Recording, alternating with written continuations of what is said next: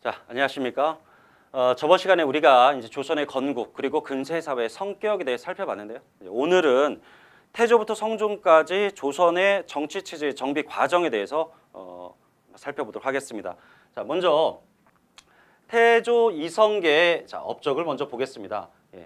태조는 고려를 멸하고 조선을 건국했죠. 1392년에 왕으로 즉위했고요. 1년 뒤인 1393년에 국호를 조선으로 제정했습니다. 특히 이 조선으로 제정한 그 의미는 바로 고조선 계승, 조선 계승을 자처한 것이라고 볼 수 있는데, 이것을 두 개로 나누면 전 시간에 단군 조선을 계승함으로써 우리 민족의 정통성을 조선이라는 국가가 갖고 있다라는 걸 상징하는 것이고요. 또 기자 조선을 계승한다라는 의미로서 어떤 교화지군의 예로 삼았다, 이렇게 볼 수가 있겠죠. 그리고 또 1년 뒤에 이제 조선 건국 조선으로 국호를 바꾼 1년 뒤에 한양으로 천도를 했고요. 한양 천도 이후에는 주례와 풍수지리 사상을 바탕으로 해서 궁궐을 짓고, 그리고 우리가 예를 들면 종묘와 사직을 이렇게 뒀죠. 그죠? 우리가 이걸 뭐라고 불렀습니까? 좌묘 우사라고 했죠. 경복궁 앞에 관청, 육조를 두고 뒤에는 시전을 설치했다. 그래서 전조 후시, 그리고 사대문의 명칭, 그리고 보신각까지 유교의 오덕을 바탕으로 해서 바로 수도의 시설들을 세웠음을 전 시간에 살펴봤습니다. 자, 그리고 태조 때는 이 정도전이 바로 사실은 조선 건국의 1등 공신이죠. 이성계를 왕으로 만들었고, 뿐만 아니라 조선을 건국했고, 조선의 기본적인 어떤 틀, 이념, 조선이라는 나라를 설계한 사람은 바로 정도전이라고 볼 수 있겠는데요. 이 정도전이 실권을 장악하면서 재상 중심의 정치를 주장하게 됩니다. 예를 들어서 왕조 사회의 가장 큰 문제점은 뭐겠습니까? 세습 체제에 있는 것이죠.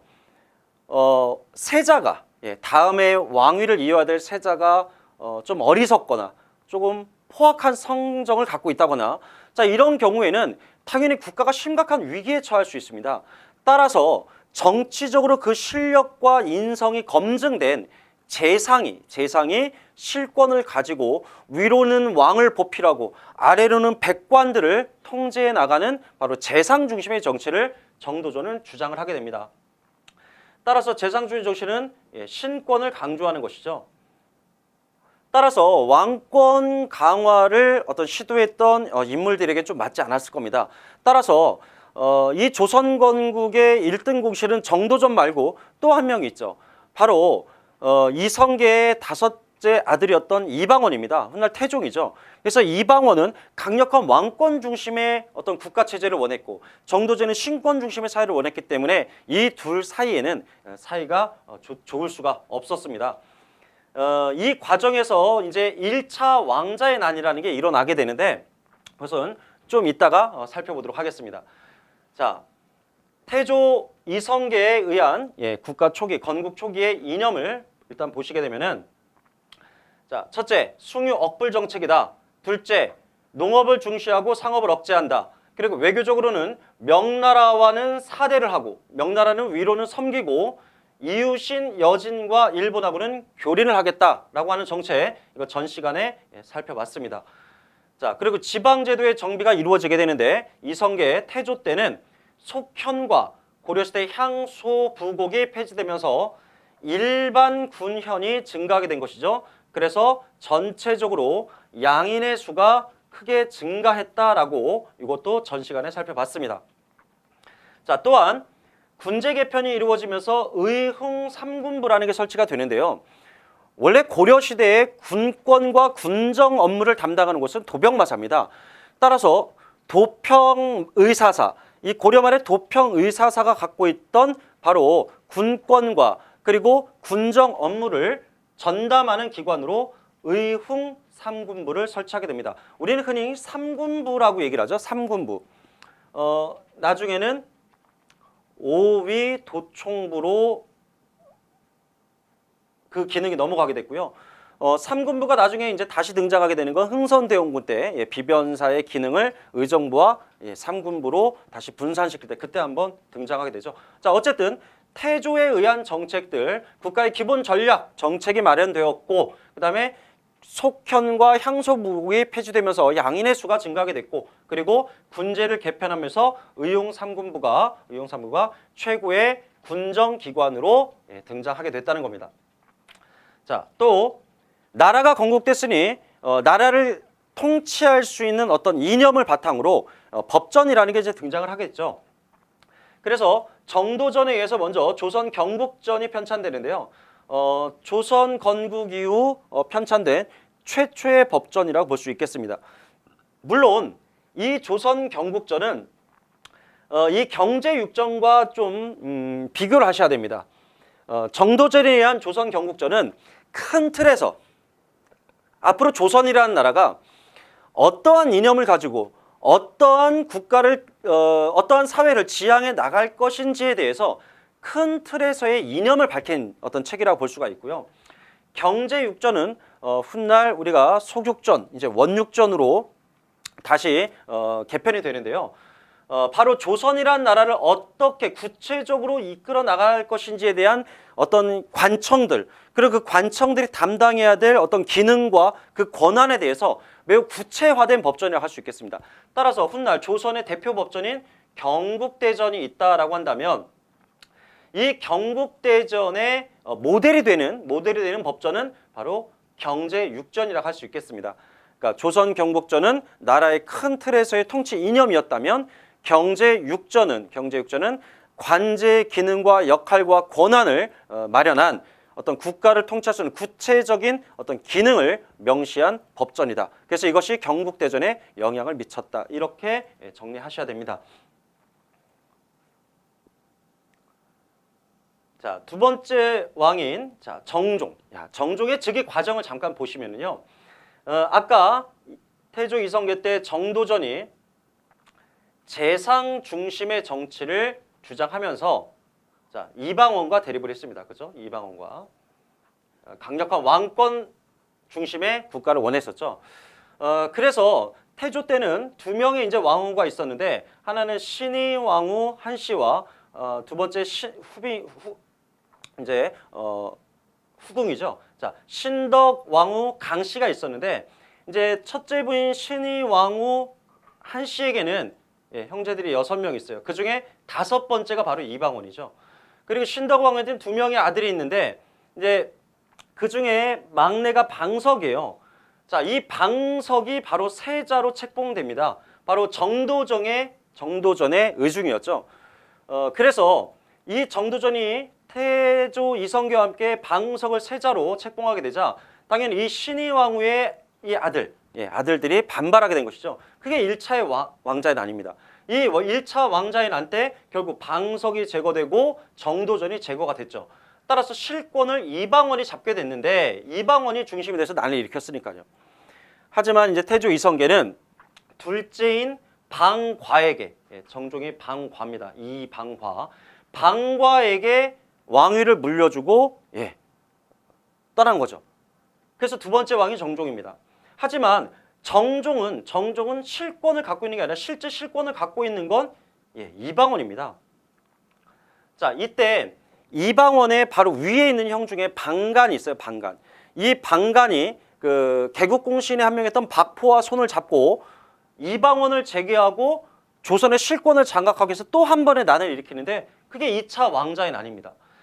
그래서 같은 친형제들끼리의 이제 왕자의 난을 통해서 이방원은 자신의 형을 이제 방간을 제거하고 세제가 되죠. 세제. 왕의 아들로서 다음 왕위를 계승할 세제가 됨으로써 완벽하게 권력을 장악하게 됩니다. 그래서 나중에 정종은 이방원에게 왕위를 물려주고 양위를 하고 물러나죠. 그래서 세 번째 왕으로 이방원이 태종이 되게 됩니다. 자, 2차 왕자의 난 그 결과로 이방원이 세제가 되었고, 자가 아닙니다. 세제가 되었고 이렇게 해서 국권을 장악했다. 정종으로부터 왕을 불려받은 이방원이 결국 태종으로 즉위하게 됩니다. 그래서 실제로 조선 건국 초기에 국가의 제도의 정비 과정에서 시험에 출제될 수 있는 확률로 정종은 거의 희박하다고 볼 수 있고요. 실제로 태종 이방원 때 와서 대부분의 조선의 제도들이 정비되기 시작했다라고 볼 수 있겠습니다. 그것이 성종 때 가서 거의 완성을 보게 되는 것이죠. 자, 태종 이방원 당연히 왕권을 강화하고자 했겠죠. 따라서 고려 말부터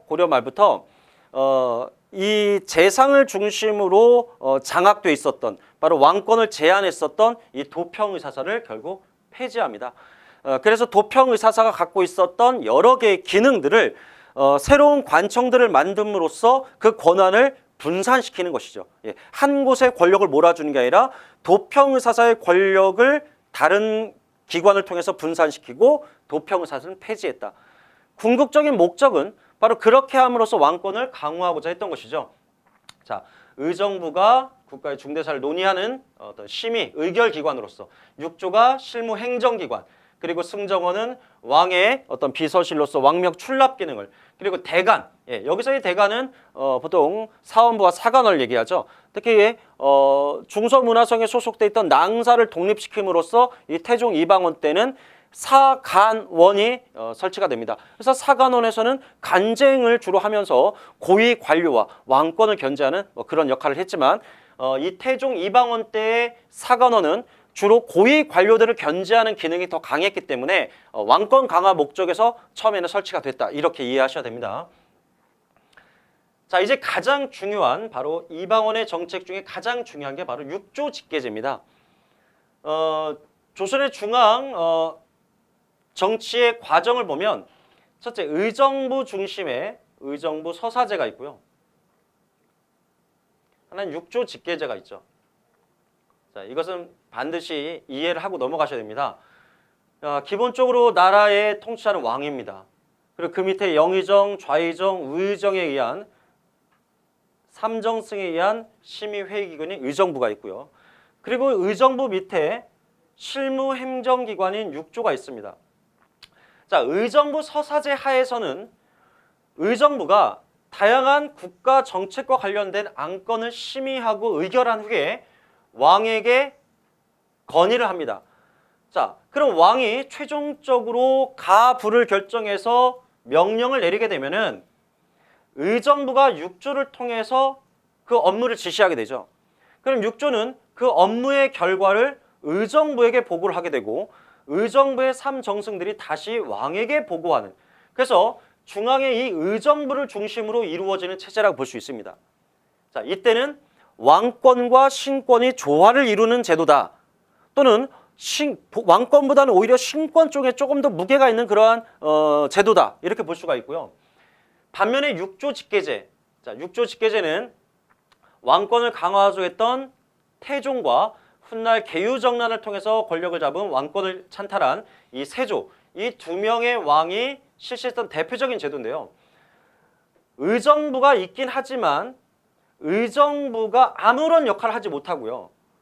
왕이 중대사를 결정해서 육조에게 직접 명령을 내리면, 업무 지시를 내리면 육조가 그 업무의 보고를 바로 왕에게 하는, 예, 이러한 시스템입니다. 따라서 의정부는 기껏 한다는 것이 국가의 어떤 반역과 관련된 중대 범죄인의 어떤 사형 여부를 결정하는 요 정도의 일만 하게 되고요. 국정 전반을 왕 중심으로 가게 됩니다. 따라서 육조 직계제를 태종이 시행했다는 것은 바로 의정부의 신권을 무시하고 왕을 중심으로 국가 체제를 운영하겠다라는, 그러면서 왕권을 강화하겠다는 어떤 상징적인 체제라고 볼 수가 있겠습니다. 또한 왕권 강화 측면에서 승정원과 의금부를 설치하게 되는데요. 승정원은 말 그대로 왕명 출납 기관입니다. 왕의 명령을 대외의 각종 관서에 전달하고 외부 관청에서 있었던 모든 그 업무적인 상황을 다시 왕한테 보고하는, 그래서 중간적인 비서실의 역할을 하는 바로 승정원을 설치했다는 것, 그리고 독립적인 바로 왕의 직속 사법기관을 설치했다는 것은 당연히 왕권 강화에 목적을 두고 설치했다는 걸 우리가 알 수가 있겠고요. 그리고 중서문화성의 하급관리였던 낭사, 예, 고려시대는 이 낭사가 어사대와 합쳐서 어사대 관원과 함께 대간으로서 언론 기능을 했었죠. 바로 간쟁, 봉박, 서경권을 행사했었는데요. 조선에서는 이 태종이 낭사를 사관원으로 독립시키면서 간쟁 기능이라고 하는 것을 이 사관원에서 하게 되는데요. 이때는 왕권을 견제하는 그런 목적보다는 아까 말씀드렸다시피 고위 관료와 외척 세력들을 견제하는 그런 역할이 좀 더 강했다라고 볼 수 있겠습니다. 물론 나중에 시간이 지나면서 이 사관원은 홍문관이나 사원부와 함께 3사로서는 왕권을 견제하는 그러한 기능도 하게 됩니다.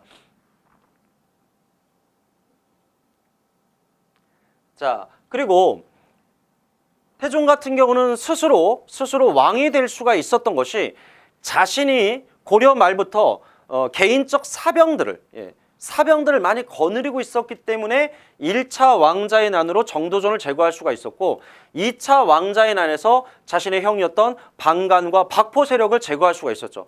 따라서 이방원 입장에서는, 태종 입장에서는 또 이러한 사병을 거느린 그 어떠한 세력에 의해서 자신의 왕위가 빼앗길 수도 있는 그런 위기가 생길 수도 있죠. 따라서 모든 병사는 국가만이 가질 수가 있다. 그래서 개인적으로는 병사를 거느릴 수 없다는 그러한 법령을 반포하게 됩니다.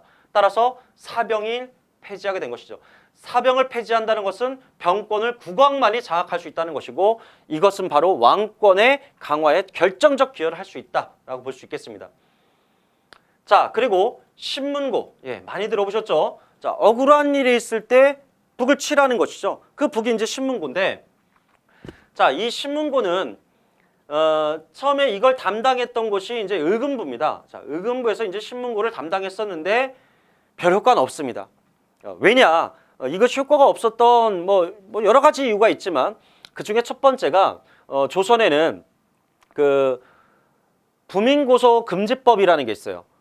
한마디로 지방관을 그 밑에 실무자인 향리라든가 또는 지역민들이 수령을 고발할 수가 없습니다. 이런 부민고소금지법에 따라서 이 신문고에 아무런 억울한 일이 있어도 신문고를 칠 수 있는 조건은 자기 개인, 자기 당사자에 관한 일에 한해서만 이 신문고를 칠 수가 있었기 때문에 실제로 부정한 관리들을 고발한다거나 이런 데 활용될 수가 없었기 때문에 제대로 활용이 되지 못했다라고 할 수 있겠습니다. 신문고는 나중에 영조 때 다시 부활합니다. 영조 때 부활을 해서 의금부가 아니라 이제 병조에서 의금부를 담당하게 되죠. 좀 구분하셔야 돼요. 태종 때의 신문고는 의금부에서 관할했고 영조 때 부활한 신문고는 병조에서 관할했다. 자, 그리고 이제 국가의 기반을 다지려면 어쨌든 중요한 건 국력은 곧 재정입니다. 재정을 확보하려면 전국에 있는 어떤 인구 그리고 토지를 일단 조사를 해야 되겠죠. 그중에 먼저 인구 조사는 3년에 한 번씩 하는데요. 이거는 고려시대와 마찬가지죠. 고려시대에도 3년마다 인구를 조사해서 호적을 작성했는데 조선도 마찬가지입니다. 다만 특징적인 것은 태종 때 호패법의 실시이죠. 호패법. 호패라고 하는 것은 16에서 60세 이상의 모든 성인 남자가, 여기서 모든 애는 노비도 포함됩니다. 모든 성인 남자는 이 호패를 착용하고 다녀야 되는데 일종의 신분 증명서입니다. 자, 여기 보시면은 자신의 이름이 들어가고요. 이름이 들어가고 그 다음에 우측에 보시면은 자, 여기에 출생 연도가 나옵니다. 그리고 문과에 합격한, 이제 양반의 경우에는 문과에 합격한 연도도 나오게 되고요. 그리고 호패가 제작된 연도, 나중에는 여기에 출생지까지 기록하게 되면서 주민들을, 그러니까 백성들을 통제하고 억제하는 그러한 역할을 하게 되죠. 태종 때 호패는 부역을 동원해야 되고 군역을 동원해야 되고 이렇게 역을 동원할 수 있는 성인 남자들을 관리하는 어떤 목적도 있었지만 조선 중기 후기로 가면서 이 호패는 주민을 통제하는 역할이 점점점 강해진다는 것, 이걸 좀 기억하셔야 됩니다. 자, 그리고 전국적인 토지 조사인 양전 사업을 시행하게 되는데, 자, 20년마다 조사해서 양안이라는 걸 작성하게 되죠. 고려와 동일합니다. 고려와 조선의 공통점. 호구 조사는 3년, 양전 사업은 20년. 그래서 각각 호적과 양안을 작성했다. 이거는 공통점으로 볼 수 있겠습니다. 자, 태종의 이제 나머지 사회 정책을 보면, 자, 첫째 불교 억압, 정책으로 사원이 갖고 있는 토지, 사원전이죠. 자, 사원전을 몰수합니다. 뿐만 아니라 사원이 소유하고 있던 노비마저도 대부분 이제 해방을 시키죠. 예. 자, 그리고 가장 중요한 이제 도첩제인데요. 물론 이 도첩제는 고려 시대부터 있어 왔습니다. 근데 이 도첩제는 목적이 달라요. 고려의 도첩제는 어떤 승려들의, 어떤 스님들의 어떤 그 역량 또는 스님들의 어떤 이 신분을 보장해 주기 위한 어떤 목적이 좀 강했다면, 조선의 이 도첩제에서 이 도첩은 스님들에게 주는 어떤 스님 증명서인데요. 이것은 바로 불교를 억제하고 승려가 될 수 있는 어떤 조건을 제한하기 위한 그런 목적이었다고 볼 수 있겠습니다. 예를 들어 태조 때부터 조선은 이 도첩제를 시행했는데요. 양반의 경우 스님이 되려면, 승려가 되려면 포 200필을 바치고 나서 도첩을 발행받는 것이죠. 그리고 일반 평민의 경우에는 150필, 노비의 경우, 천민의 경우에는 100필, 반대입니다. 죄송합니다. 자, 양반의 경우에는 100필, 평민의 경우에는 150필, 그리고 노비의 경우에는 200필의 포를 바친 후에 국가로부터 도첩이라는 걸 발행받고, 이 스님이라는, 내가 스님이라는 어떤 증명서인 이 도첩은요, 환속하거나, 그러니까 스님이 다시 일반인이 되거나 또는 스님이 사망하게 되면 국가에 또 반납을 해야 됩니다. 따라서 불교를 억제하는 방편으로서 조선에 들어와서는 이 도첩제가 시행됐다는 걸 알 수가 있겠습니다.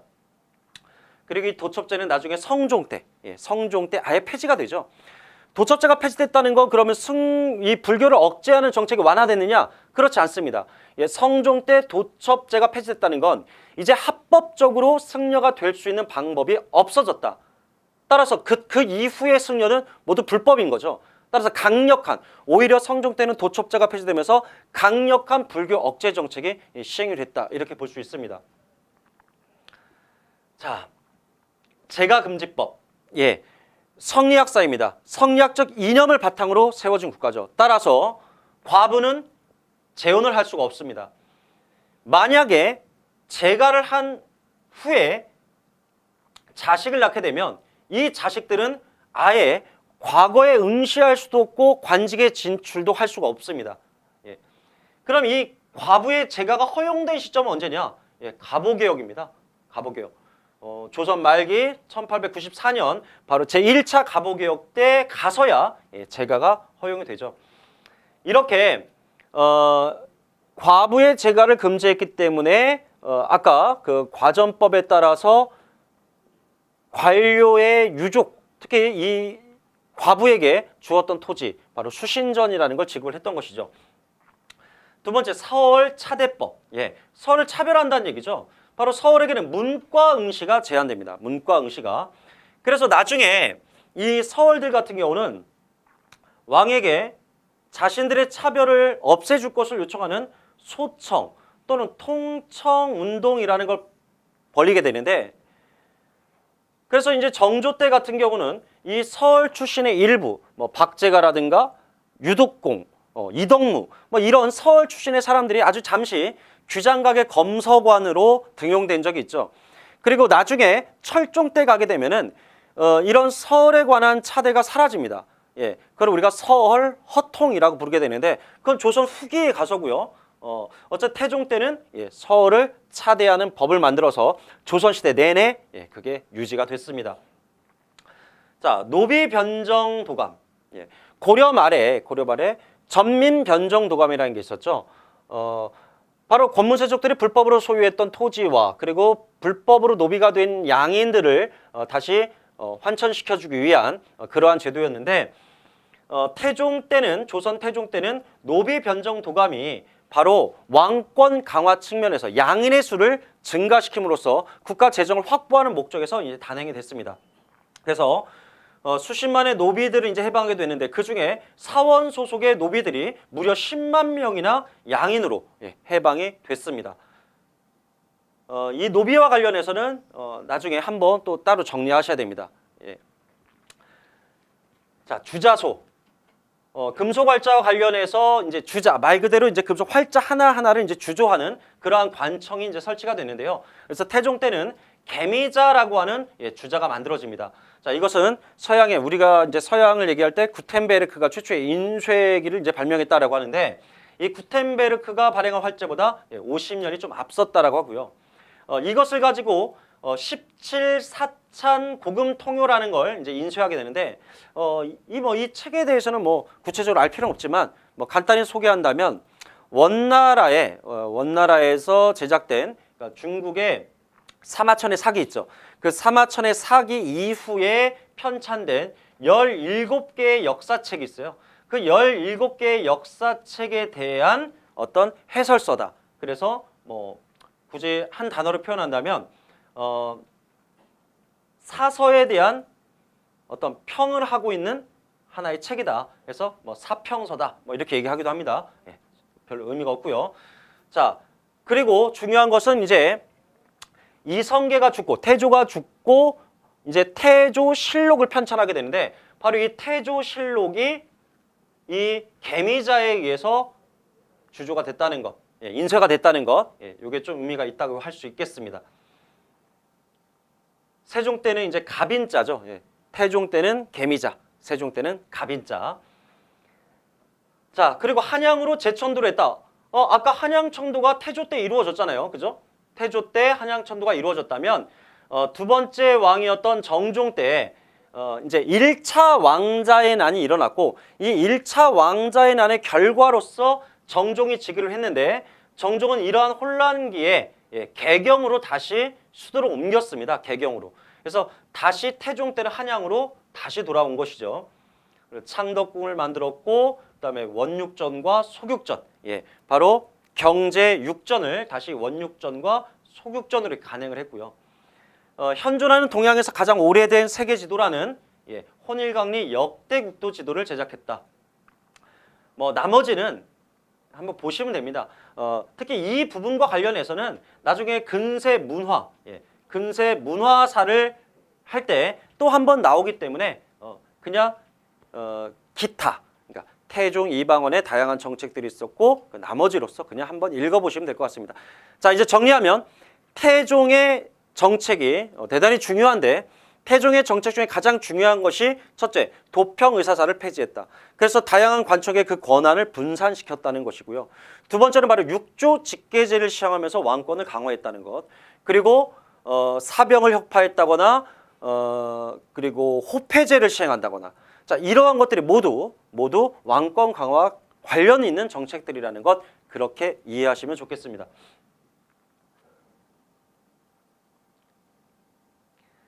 자, 우리에게 너무나 친숙하고 유명한 세종대왕입니다. 자, 세종. 자, 의정부 서사제를 실시했다. 아까 자신의 아버지였던 태종이 왕권 강화 측면에서 육조 직계제를 시행했는데 이제 세종은 다시 왕권과 신권의 조화를 추구하면서 다시 의정부 서사제로 돌아갑니다. 그러다가 나중에 문종, 단종 이후에 세조는 다시 육조 직계제, 그리고 성종이 또 의정부 서사제. 자, 이렇게 계속 전환되니까 의정부 서사제를 시행했던 왕, 육조 직계제를 시행했던 왕은 좀 구분하실 필요가 있겠죠. 자, 그다음 집현전을 설치했는데요. 집현전. 일단 집현전은 궁중에 설치한 왕실 학문기관이다라고 했는데 세종이 개인적으로 이 집현전에 많은 뛰어난 인재들을 모아놓고 다양한 학술적 연구를 시키게 되죠. 이 집현전의 학자들 같은 경우는 특권이 있습니다. 특권. 예를 들면 관리들을 감찰하는 사원부 있죠. 이 사원부의 규찰 대상에서 제외가 됩니다. 집현전의 학자들은 사원부의 규찰, 감찰의 대상에서 제외된다. 그리고 요즘 말로 하면 유급휴가를 줍니다. 예를 들어서 사가 독서제라고 그래서 집현전 학자들의 어떤 소양을 어떤 학자적 소양을 높여주기 위해서 자기 집에서 출근하지 않고 자기 집에서 학술을 연구하는 거죠. 국가에서는 거기다 일정한 대가를 주고요. 이런 사가 독서제와 사원부의 규찰을 면해줌으로써 집현전 학자들에게 특권을 좀 부여했습니다. 나중에 이 집현전은 세조가 단종 복위 운동과 관련해서 이 집현전 출신의 학자들이 세조의 왕위를 부정하게 되니까 집현전을 폐지하게 되죠. 세조가. 나중에 성종 때 다시 이 집현전이 이름을 좀 바꿔서 홍문관이라는 이름으로 다시 부활하게 됩니다. 자, 세종의 민생안정책. 자, 세종의 민생안정책. 먼저 조세제도를 개혁하면서 공법을 실시했는데요. 이거는 이제 경제사에서 자세히 다루겠지만 전분 6등, 연분 9등법입니다.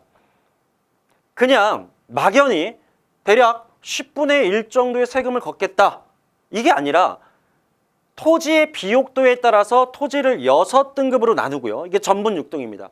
그리고 그 해가 흉년인지 풍년인지의 풍흉을 9등급으로 나누어서 최고 20두에서 최하 4두까지 이렇게 차등적으로 걷는 조세제도인데 대단히 공평하고 합리적인 제도라고 할 수 있겠죠. 자, 이것이 세종 때 마련이 됐는데 우리는 그걸 공법이라고 부릅니다. 또 금부삼복법이라는 걸 실시합니다.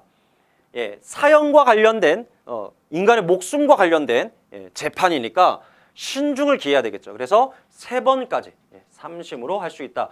예를 들면 1심은 각 지방의 수령이라든가 관찰사라든가 서울의 한성부에서 주로 담당을 하고요. 2심은 형조에서 담당을 하고요. 마지막 최종 심인 3심을 바로 의금부에서 담당합니다. 의금부에서. 그래서 3번까지 사형과 관련된 범죄는 재판을 한다. 이게 금부삼봉법이고 고려시대에도 3심제는 존재했습니다.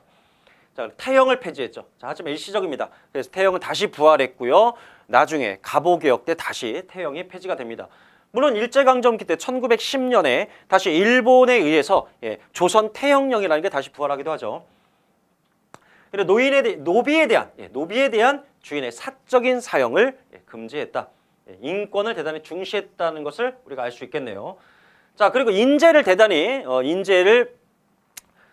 많이 우대했는데요. 노비나 장인이나 상인도 특정한 어떤 기술이 뛰어난 기술을 갖춘 자라면 그들에게도 바로 관직을 주겠다는 거죠. 다만 뭐는 없습니까? 품계를 주진 않습니다. 품계가 없이 관직만 주는 것, 바로 유해잡직이고요. 대표적인 인물이 장영실이라고 볼 수 있겠습니다. 장영실, 노비 출신의 천재 과학자죠. 그래서 기술이 뛰어난 자는 비록 품계를 내려주진 않지만 관직은 내려주는 제도, 그 직을 유해잡직이라고 합니다. 또 제인, 화척, 제인은 광대들이고요. 화척은 도살업자죠. 고려시대에. 근데 이들을 신백정이라고 해서 원래 백정은 농민을 의미하죠. 농민. 고려시대부터. 그래서 이들을 양인으로 승격시켜 준 겁니다. 물론 나중에 이들은 그냥 백정이라고 해서요. 16세기 이후부터는 천민화됩니다. 천민화. 그러니까 고려시대의 백정은 일반 농민이지만 조선 중기부터 백정 그러면은 도살업자를 지칭하게 되죠. 바로 화척을 지칭하게 되는 겁니다. 정리하자면 세종 때는 제인과 화척과 같은 이 천민을 새로운 백정, 양민화 시켰지만 16세기 이후에 이들은 다시 천민화 된다는 것이죠. 그 밖에 과학기구로 강수량을 측정하는 치국이라든가 천체를 관측하는 혼천이 등이 제작이 됐고요. 또 칠정산 내외편이라는 역법이 정리가 되는데 이것도 문화사에 다시 하겠지만 내편 같은 경우는 이제 수시력이라는 게죠. 원나라의 역법서인 수시력에 관한 해설서고요. 다만 중요한 것은 조선의 수도인 한양을 기점으로 해서 천체를 관측했다는 게 좀 의미가 있다고 할 수 있겠습니다. 외편은 서역의 역법인 회회력에 대한 어떤 해설서로 볼 수 있고요. 자, 세종대왕의 가장 위대한 업적이죠. 자, 훈민정음 창제입니다. 훈민정음 창제. 자, 문화사에서 하겠습니다. 나머지도 마찬가지예요. 고려사, 삼강행실도, 농사직설, 의방유치, 치평요람 등 이런 다양한 편찬이 다양한 분야에서 이루어졌다는 건 그만큼 문화적으로 대단히 융성한 시점이었음을 알 수가 있겠죠. 음악도 마찬가지고요. 자, 이제 대외 정책을 볼까요? 자, 세종의 대외 정책. 자, 여진 토벌과 관련해서 자, 여기 백두산이 있는데 백두산에서 이렇게 서쪽으로 흐르는 게 이제 압록강이고요. 동쪽으로 이렇게 있는 게 이제 두만강인데 압록강 북쪽에 있었던 중류 지역의 여진족을 토벌한 게 사군개척이죠. 바로 최윤덕. 최윤덕에서 이루어졌고요. 그 다음에 이 두만강 유역의 여진을 토벌한 게 이제 육진개척이라고 해서 김종서에 의해서 단행이 됐습니다. 이러한 여진 토벌은 세종 이후에도 세조 때도 이루어집니다. 세조 때도 남이 장군에 의한 정해 서정이라든가, 그다음 신숙주에 의한 경진 북정이라든가, 자, 이러한 것들이 여진 토벌과 관련이 있는데, 그러니까 세종과 세조의 어떤 공통점이라 볼 수 있겠네요. 여진 정벌 관련해서는요. 현재 우리의 국경선입니다. 현재 헌법상 대한민국의 영토로 규정된 한반도, 그 한반도의 국경이, 중국과의 국경이 압록강과 두만강을 경계로 하죠. 바로 우리나라의 현재 국경선이 확정된 것이 바로 세종 때라고 볼 수 있겠네요. 자, 그 다음 일본과의 어떤 관계를 볼게요. 자, 아까 일본이나 여진은 이제 교린 정책을 사용하는데, 교린 정책이 두 개로 나눴을 때 강경책, 회유책. 강경책으로 이종무가 외구의 근거지인 쓰시마를 정벌을 했죠. 고려 말에 박위라는 분이 또 한 번 정벌한 적이 있었습니다. 그죠? 또 회유책으로는 일본에게 세 개의 항구인 삼포를 개항합니다. 부산포, 제포, 연포. 제포와 연포는 지금의 마산과 울산입니다. 그래서 부산포, 연포, 제포 세 개의 항구를 열어놓고 그 다음에는 개해약조를 체결합니다. 개해약조를 통해서 일본인에게 이제 무역을 허용하죠. 그래서 이제 조선에서 거주할 수 있는 이제 거류 외인을 60명으로 정하고, 그 다음에 세견선 50척, 세사미도 200석 이렇게 제한적인 무역을 허용한 것이 바로 개해약조라고 볼 수 있겠습니다. 그래서 좀 일본 상인들이 원했던 양보다 대단히 적었기 때문에 훗날 일본인들은 너무 이제 무역량이 적다, 좀 불만을 갖습니다. 그래서 삼포 외변이라든가 사량진 외변, 을묘 외변, 이런 외변들이 많이 일어나는 이유가 바로 여기에 있습니다. 그리고 임진왜란 이후에 일본과 우리는 당연히 국교가 단절됐죠. 그러다가 다시 국교가 이어지게 된 게 선조 때고요. 1607년이고 무역이 재개된 것. 그러니까 개해약조를 통해서 무역이 처음 이루어졌다면 외란 이후 중단됐던 무역이 다시 재개된 것은 기유약조. 기유약조에 의해서 1609년 바로 광해군 때 다시 무역이 재개되기도 합니다. 자, 이제 세조를 볼까요? 자, 세조. 자, 세조는 세종대왕이 죽고 이제 문종이 왕이 되죠. 근데 문종이 너무나 몸이 좀 약했습니다. 그래서 문종이 일찍 죽었기 때문에 그 아들인 단종이 어린 나이에 즉위를 한 거죠. 이때 문종이 죽으면서 이제 유지를 남긴 거예요. 이제 황보인이라든가 김종서라든가 이런 대신들에게 자기 아들인 단종을 좀 보필해달라, 이렇게 유지를 남긴 거죠.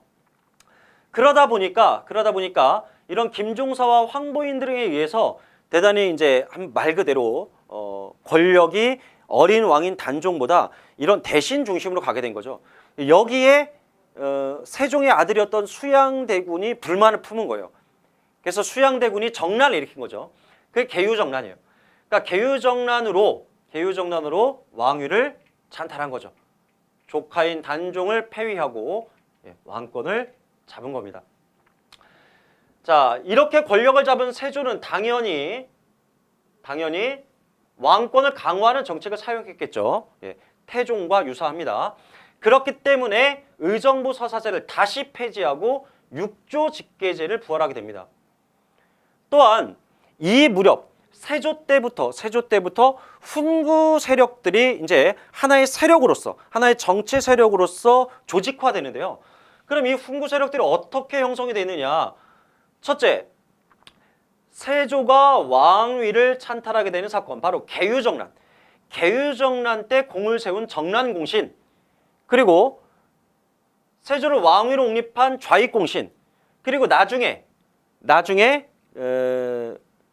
단종의 복위 사건을 사전에 진압한 세력들에게 주어지는 또 공신. 자, 이런 수많은 공신이 남발되면서 이때 외척들과 이런 공신들이 합쳐져서 우리가 훈척이라고 불렀지만 이때부터는 공신 세력들이 많아지고 외척 세력들이 좀 줄어들면서 바로 훈구 세력들이 형성이 됐습니다. 나중에 이 이제 훈구 세력들이 너무 강해져서 또 왕권을 제한하게 됩니다. 그 성종 때 이르게 되면, 그래서 성종은 다시 이제 역으로 훈구 세력들을 억압하기 위해서, 세력을 억제하기 위해서 지방 세력들이 살림을 또 등용하게 되죠. 자, 정리하자면 세조의 계유정난과 정난공신, 그리고 좌익공신, 자, 이러한 과정에서 훈구가 하나의 세력화됐고, 세조가 죽은 이후에 이제 이 훈구 세력에 의해서 왕권이 약해지자 다시 성종 때는 훈구를 억제하기 위해서 지방 살림을 등용했다. 예, 이렇게 정리하시면 되겠습니다. 자, 여기 보시면 이제 사육신 사건이라는 게 있죠. 예, 이제 위패된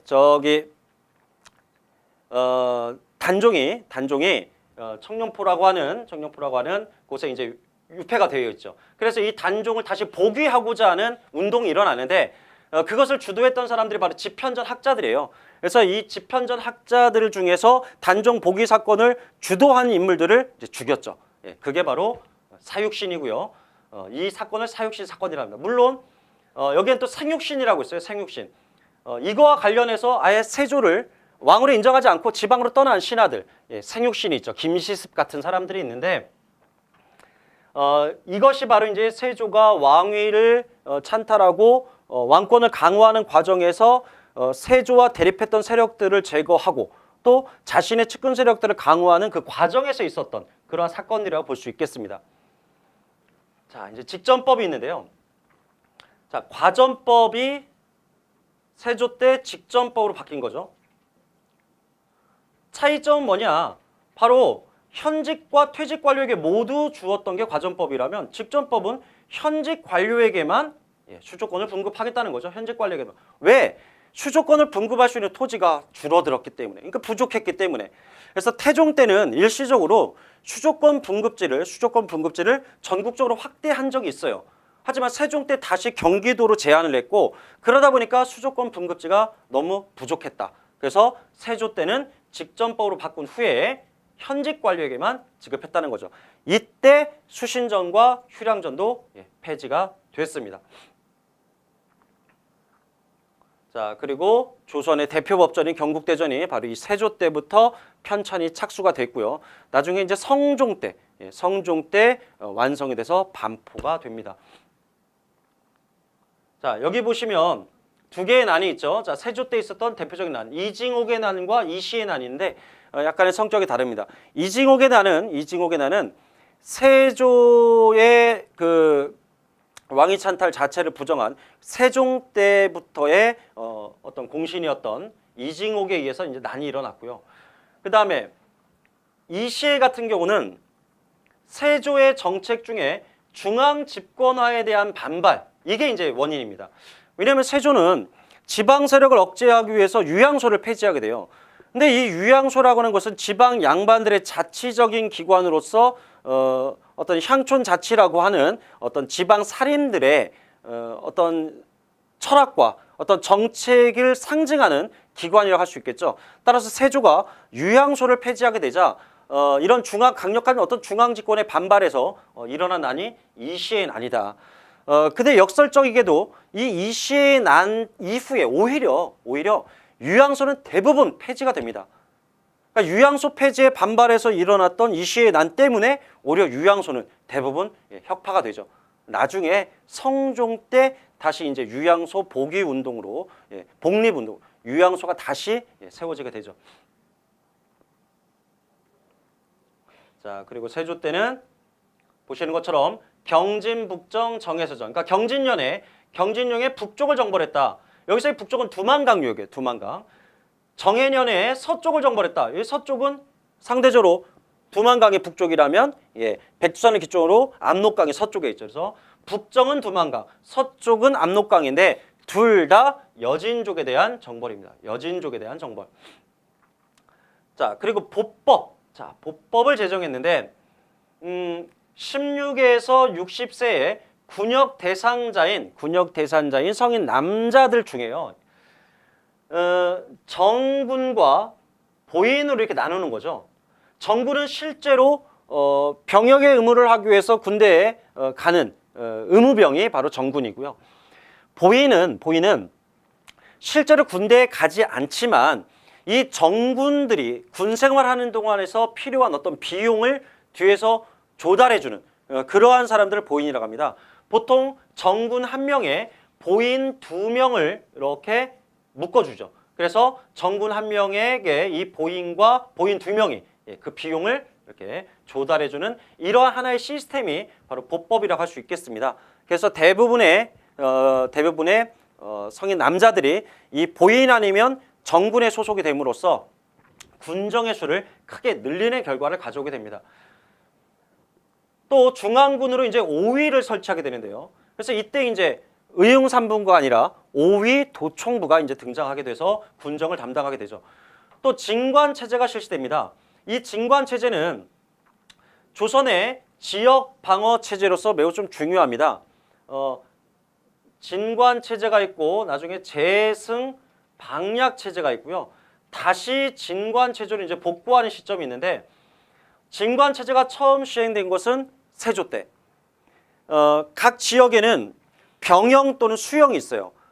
이 병영과 수영을 담당하는 거 관찰사고요. 그러니까 하나의 도, 뭐 전라도면 이 전라도에는 이제 병영이 있고 이 병영의 책임자가 이제 관찰사입니다. 그리고 병영 밑에는 각 마을마다 진이 있는 거, 진. 이제 군대가 하나씩 있는 거죠, 진. 그 중에서 조금 세력이 큰 진을 거진이라 부르고요. 그 거진의 수령이 그 지역의 어떤 군권의 책임자가 되는 거죠. 그래서 그 지역에서 반란이 일어나거나 했을 때 그 지역의 거진을 중심으로 방어하는, 그러니까 지역 단위 방어 체제가 진관 체제다. 그런데 이 재승 방략 체제는 이제 임진왜란 직전에 도입이 됐고요. 임진왜란 때 이 재승 방략이 큰 효과가 없자 임진왜란 중에 다시 진관 체제로 이제 복구하게 됩니다. 자, 그다음 3인 정책과 토관 제도. 3인, 자, 백성을, 주민을 이주시키는 정책입니다. 북방으로 땅을 개척하면서 남쪽 지역의 사람들을 북쪽으로 이주시키는 정책을 이제 3인 정책이라고 하고요. 그다음 토관 제도라고 하는 것은 뭐냐면 원래 조선은 상피제라는 게 있어요. 자기 고향과 같은 어떤 출신지, 자신의 어떤 친인척이 관리로 있는 곳. 자, 이런 곳은 피해서 임명하는 제도가, 관리 임용 제도가 상피제인데, 상피제와 상관없이 이 함경도가 평안도처럼 이 국경 지방은 그 지역의 지리와 이 지역의 특색을 잘 알고 있는 사람들에게 적합하겠죠. 그래서 그 지역민에게 그 지역의 관직을 주는 바로 토관제가 시행되기도 했습니다. 그 지역 사람을 토관으로 임명한다는 거죠. 자, 이제 그 외 세조의 정책 중에 하나는 뭐 정책이라기보다는요. 이젠 세조의 개인적인 어떤 성향에 의해서 아주 잠깐 이제 불교가 강화됩니다. 궁궐에 간경도감을 설치하고 이제 불경을 간행한다거나 또는 원각사지 10층 석탑을 건립하게 되는데 이게 이제 종로 지금 탑골공원에 있죠. 특히 이 원각사의 10층 석탑은 고려 말에 원나라의 영향을 받아서 세워진 경천사지 10층 석탑이 있었죠. 이 경천사지 10층 석탑의 영향을 받아서 세워진 게 원각사지 10층 석탑입니다. 자, 그다음 원상제라는 걸 실시했는데요. 세조가 말년에 뭐 피부병이라든가 이런 것 때문에 대단히 좀 고생을 했습니다. 그래서 국정을 제대로 돌볼 수 없었기 때문에 세자와 대신들이 승정원에 모여서 국가의 전반적인 사안을 토의하는 그러한 제도가 원상제입니다. 중요한 것은 승정원에서 이루어졌다는 거죠. 자, 승정원에서 세자와 당시의 고위 대신들, 대신들이 모여서 국가의 전반을 논의했던 제도, 바로 원상제입니다.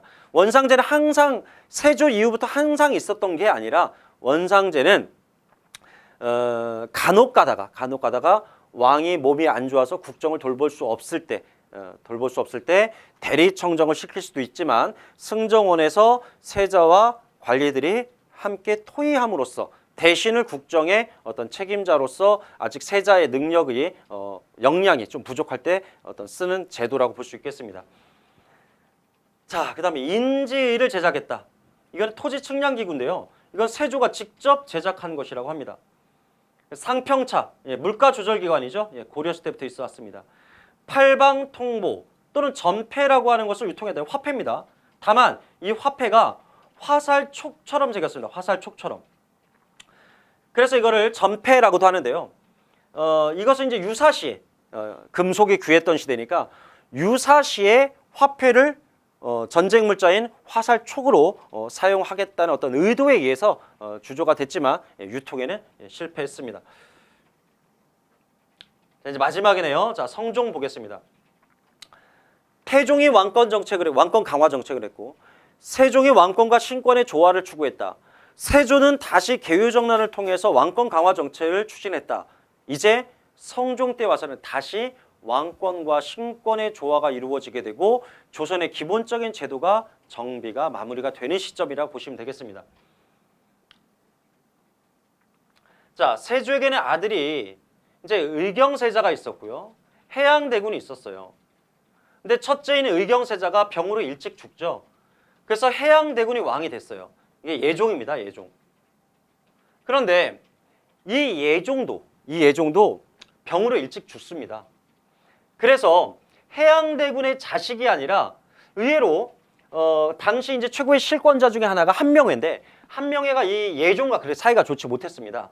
그래서 의경세자의 아들이었던 자을산군이 왕이 되었는데 이 자을산군이 바로 성종입니다. 성종. 자, 성종은 세조 때부터 편찬이 착수된 경국대전이 완성이 되었고요. 그것을 반포함으로써 조선의 기본 국가의 틀, 바로 체제가 정비가 된 시점으로 볼 수가 있겠습니다. 자, 그리고 홍문관을 설치했다. 별칭으로 옥당이라고도 하는데요. 바로 세종대왕 때 만들어진 집현전을 세조가 폐지를 했는데 그것을 명칭을 바꿔서 다시 만든 것이죠. 그래서 집현전을 계승한 관청이라고 볼 수가 있고요. 그 역할을 보시면 궁중의 경서, 서적을 관리하고 또 왕의 학문적 자문, 이게 중요합니다. 왕의 학문적 자문기관으로서의 역할을 하게 되는데요. 특히 경연과 서연을 주관하는 곳이기도 합니다. 특히 이제 경연이 중요한데요. 경연은 왕도 학자 또는 사대부의 일환으로 보는 거죠. 그래서 왕의 하루 일과 중에 홍문관에서 신하들과 함께 유교 경서에 대해서 토론을 한다거나 국가 정책에 대해서 어떤 토론하는 그러한 어떤 하나의 제도죠. 하나의 제도. 왕이 거의 매일 빠짐없이 하루에 한 번씩 행해야 될 하루 일과이기도 하고요. 자, 이러한 경연을 관장하는 곳이 바로 홍문관이었다. 이 홍문관은 사헌부 사간원과 함께 조선의 3사로서 대표적인 언론 기능의 역할을 하기도 합니다.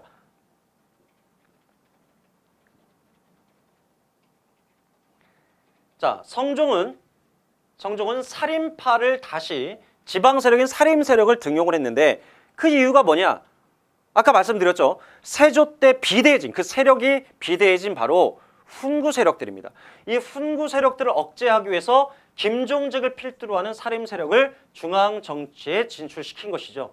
자, 그리고 세조 때 간경도감을 설치하고 원각사지 10층 석탑을 설치하는 등 개인적으로 불교를 장려한 정책이 있었는데 성종 때는 다시 조선의 기본 정책에 따라서 불교를 억제하게 됩니다. 그래서 간경도감을 폐지하게 됐고요. 합법적으로 승려가 될 수 있는 방법을 없애기 위해서 바로 도첩제마저 폐지하게 됐습니다. 좀 더 강력한 불교 억압 정책이라 볼 수가 있겠고요. 자, 이제 관수관급제. 이거 좀 중요합니다. 조선 경제사에서 또 다루겠지만 관수관급제는 그러니까 전주, 수조권 행사자죠.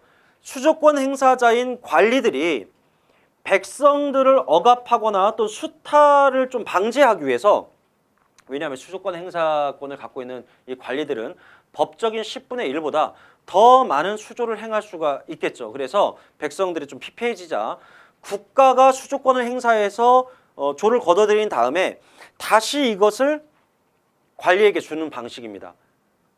그림으로 보신다면 국가가 농민에게 수조를 한 후에 그것을 다시 관리들에게 주는 방식. 그래서 이름이 관이 걷어서 관이 관리들에게 지급한다 해서 관수관급제입니다.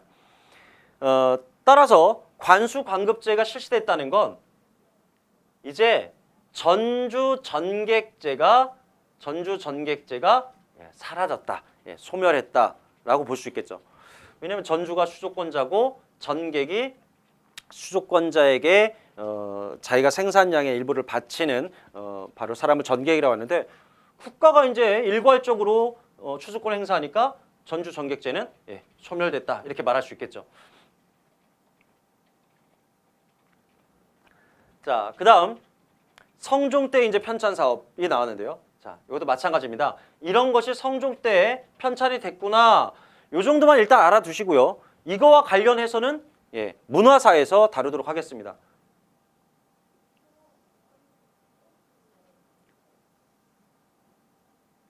자, 여기 보시면 의정부 서사제와 육조직계제 운영 방식 나왔죠? 자, 이거 정말 강조를 하겠습니다. 아주 중요한 제도고요. 조선의 어떤 정치 체제 중에서 왕권 강화와 신권과 왕권의 조화는 매우 중요한 의미가 있기 때문에 어느 왕 때 육조직계제고 어느 왕 때가 의정부 서사인지 반드시 분류하셔야 됩니다. 자, 이제 다음 시간에는 이 정치 체제의 정비 과정에서 조선의 중앙정치제도, 조선의 지방제도, 조선의 군사제도와 교육제도까지 구체적인 조선의 제도들에 대해서 한번 정리해 보도록 하겠습니다. 미리 말씀드리면 조선의 중앙정치체제는 대단히 복잡하고요. 또 대단히 지엽적입니다. 한마디로 세세하게 좀 보셔야 될 부분이 좀 많습니다. 그래서 다음 시간에 좀 시간이 좀 많이 걸릴 것 같네요. 그럼 다음 시간에 또 뵙도록 하겠습니다.